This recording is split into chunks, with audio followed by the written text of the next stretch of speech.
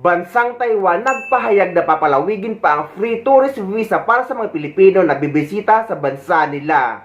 Meaning guys, tayo mga Pilipino kapag dadaan o kapag lalapag sa Taiwan, ay visa on arrival tayo at walang babayaran sa loob ng 15 days. At isang beses na rin nga ako napag-travel sa Taiwan at masasabi kong napakaganda talaga at napakasarap balik-balikan. Soon nga, plano kong balikan ang Taiwan dahil nga marami pa akong lugar ang hindi napuntahan. Tatapos na ang visa-free entry para sa mga turistang Pinoy sa Taiwan sa Hulyo.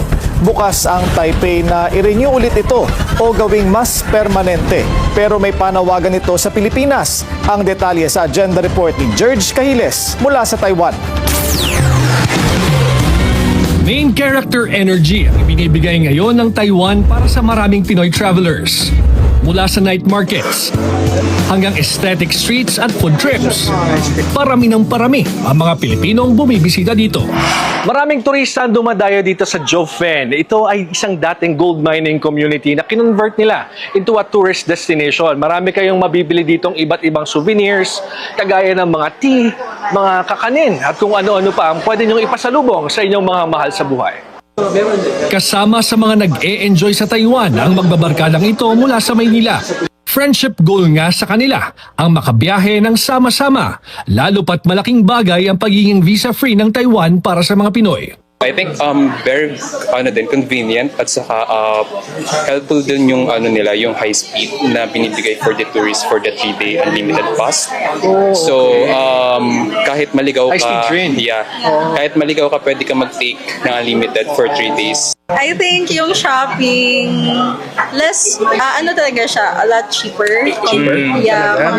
Tapos, syempre, in-expect pa namin yung tax refund aside from the discounts. Halos 10 beses ang itinaas ng bilang ng mga Pilipinong bumibisita sa Taiwan mula ng pandemic years.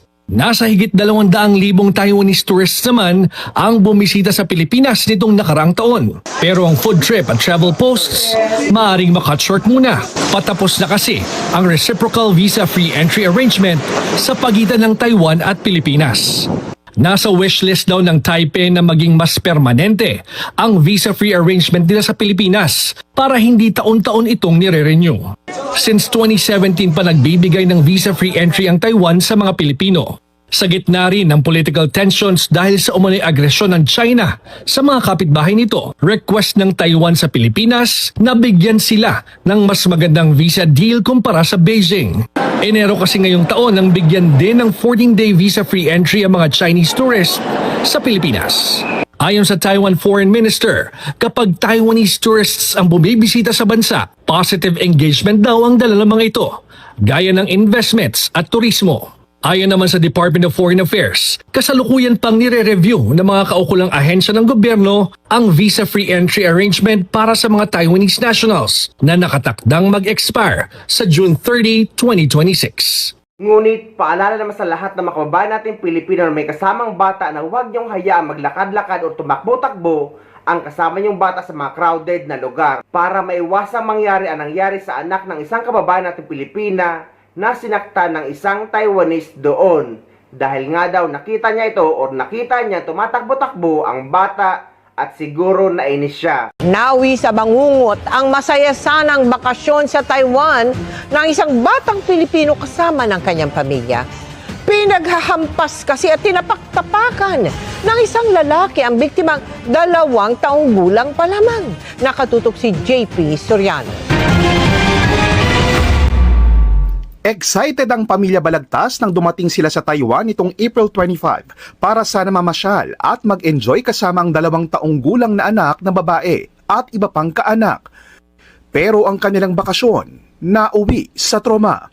Habang nasa pangunahing train station sa Taipei o Taipei Main Station, nang saglit daw na tumakbo ang kanyang 2 taong gulang na anak, isang lalaki ang biglang nanakit dito. To my surprise, biglang may dumaan na tao na binangga siya, tapos hinampas siya.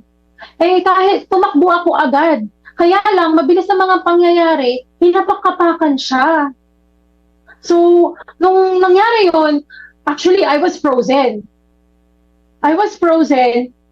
Huminto rin ang lalaki at kalaunan nalaman sa ginawang investigasyon kung bakit inatake ang kanyang anak. ginawa daw niya yun sa daughter ko kasi daw, nainis yata daw siya na tumatakbo siya. Agad naman daw dumating ang tulong, pati na ang ambulansya. Agad ding naaresto ang lalaki base rin sa mga news reports ng local media sa Taiwan. Sa loob ng ambulansya, maririnig ang iyak ng musmos na nagtamo na pala ng mga galos, pasa at concussions dahil sa paghampas at pag-apak ng lalaking pinaghihinala ang isang local resident sa Taiwan. Nagpaabot din ng paumanhin ng Taiwan tourism officials at nagbigay ng financial assistance na katumbas ng ipinambayad nila sa ospital at ilang tourism assistance sa pamilya. Dumulog din daw sa MECO o Manila Economic and Cultural Office ang magulang ng mga biktima. Pero ayon kay Veronica, hindi raw siya nakakuha ng malinaw na sagot at commitment na talagang maitutuloy ang kaso sa lalaking nanakit sa kanilang anak, pati na rin ang danyos na nais nilang makuha. What I need for the MECO is free legal aid assistance for the entire case, to sue the assailant for moral damages, for us to be able to be compensated for the moral damages, for the suffering and the trauma that we are scarred for life as a family. And of course, to make sure that the man will be prosecuted. Ipinarating ng GMA News sa MECO at Taipei Economic Cultural Office ang mga pahayag ng magulang ng biktima ng pag-atake sa Taiwan, pero wala pa silang tugon sa ngayon. Noong 2025, umabot sa mahigit 630,000 na Pilipino ang bumisita sa Taiwan ayon sa datos ng TECO. Record high ito at ayon noon sa Taiwan, inaasahang mas darami pa ito, lalo't na nanatiling visa-free ang Taiwan para sa mga Pilipino. Naglabas po na pahayag ang Manila Economic and Cultural Office o MECO tungkol sa insidente ng pananakit sa isang batang babae sa Taiwan. Anila agad sila nakipag-ugnayan sa pamilya ng biktima matapos ng insidente. Na-monitor din anila ang mga ginawang hakbang ng pamilya tulad ng pag-file ng statement sa Taipei Police, Prosecutor's Office at maging ang pagbisita nila sa Association for Victims Support. Kahit nakabimbin na anila sa korte ang kaso, tiniyak ng MECO na patuloy ang kanilang pakikipag-ugnayan sa pamilya at handa silang magpaabot ng anumang tulong.